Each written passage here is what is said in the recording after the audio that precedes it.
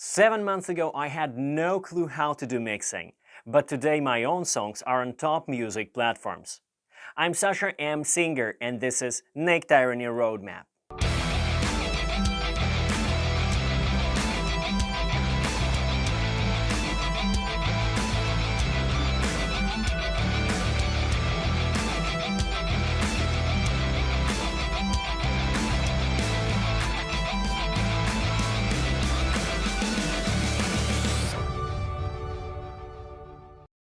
Being an independent artist, you have to expose your music to thousands of people as soon as possible.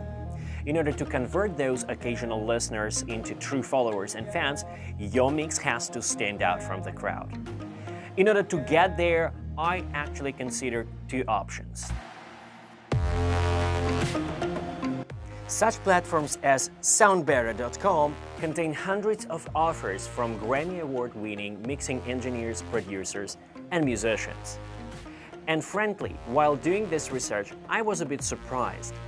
Wow. No, I knew how expensive it can be, but I couldn't imagine how affordable it can be.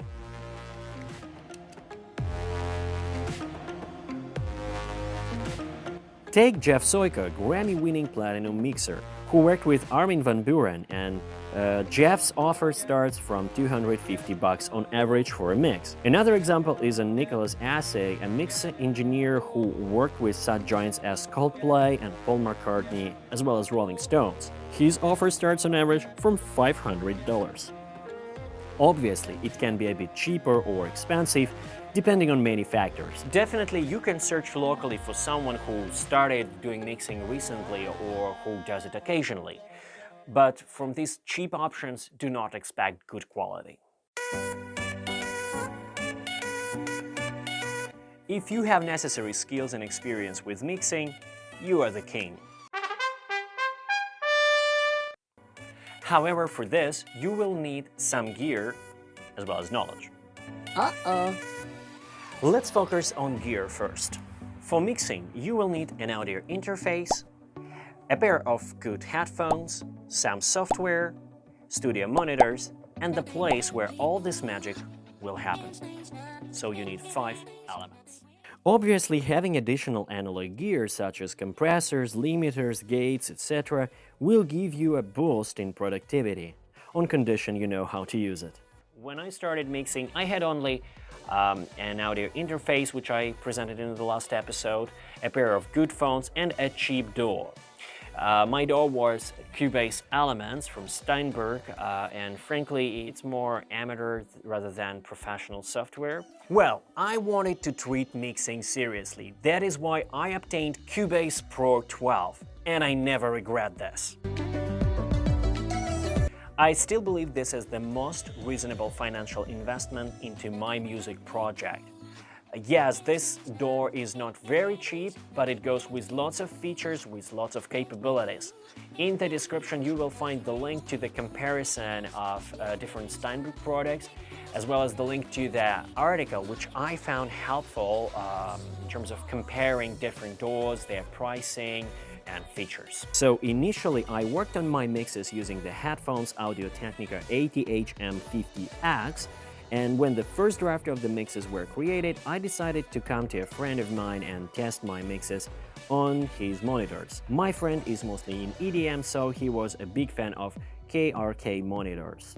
So I was not satisfied with my result, as headphones have some limitations which are very difficult to overcome. And yes, there are some plugins, like for example from Waves, NX Virtual Studio Collection, which allows to emulate a real professional studio, but for me it was not a game changer. After testing my initial mixes on KRK monitors at my friend's studio, I decided to do a little research and check what other studio monitors can be used within an average price, and I just stopped on Kelly Audio 8-inch studio monitors. These are the amazing 3-way monitors. The link to the review as well as to the specs you will find below.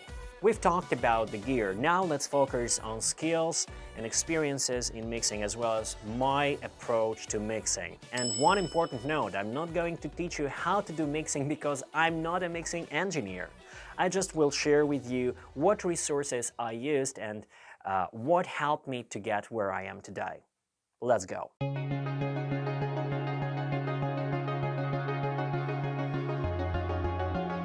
While approaching mixing, I went for DIY option for a few reasons. Reason number one, I'm on a very limited budget. In order to get the knowledge and experience in mix engineering and in music production, 2 years ago I started following two, in my humble opinion, most prominent music producers and influencers, who are Warren Hewart with his project Produce Like a Pro and Chris Salem with his project Mixdown Online. One disclaimer, I'm not affiliated with these guys in any way. They don't know about my existence, I hope yet, but I just wanted to say thank you. I managed to record my songs, do the mixing, do the mastering, and release my songs on Spotify, iTunes, and other music platforms, thankfully to such people like Warren and Chris. So thank you very much. I would like to give additional credit to Chris Salem, a music producer with more than 17 years of experience, who produced hundreds of songs. Chris is the creator of Mixdown Academy, a series of trainings dedicated to recording, editing, and mixing the music. I must admit that the course that I invested in is super affordable, and for the price you pay, you get super structured, followed by example approach. The entire course is cut into sections. Each section focuses on one of the aspects of mix engineering, and by the end of the course, you will have a pretty good understanding of how to approach mixing. The thing which I liked is the bonus material, where you will be introduced to the world of mastering. Be prepared to learn a lot about the main stages of mixing as well as the pre-production phase that precedes the actual mixing. You will also gain knowledge about compressors, limiters, gates, and other effects which are used a lot in mixing. And one important thing is that though Chris is doing this course based on Cubase, everything that you will learn can be applied to any DAW. Chris offers 2 tracks to kind of practice with. You can download these tracks and follow the explanation done by Chris, or you can just work on your own material. Before I started working on mixing, I did the mix preparation stage. I prepared my mixing template, I imported the tracks, routed them properly, marked them, named them, in order not to waste the time on it while doing the actual mixing. Following Chris's advice, I worked on static mix, where the focus was on the recorded sound without effects, and I paid more attention to the balance between the instruments and vocals. On completing this part, we shifted to EQing, compression, and after that, I'm adding the effects to my tracks. Mostly it's about reverb and delay, and then follows automation. When all these things are completed, I usually take a break for a few days. Again, this is a very handy tip from Chris and other music producers, as it gives you the time to have some rest. You give rest to yourself emotionally, you give rest to your ears. While working on a mix, my order of mixing was as follows. First of all, I focused on drums, then guitars, then vocals, keys, synths, and then back vocals. Although there is a general advice not to sit for a long time over the same mix, I actually spent approximately 4 weeks on the first single, Hello, until I got to the point where I was satisfied with the mixed version. As for the next 3 songs that popped up in our EP, I spent about 2 weeks on each of them. In total, I spent about 10 weeks on our debut EP, which is a lot. And well, I know that we are far from being perfect, and you can judge yourself by listening our tracks on Spotify, iTunes, and other music platforms. And this is all what I wanted to mention about my approach to mixing.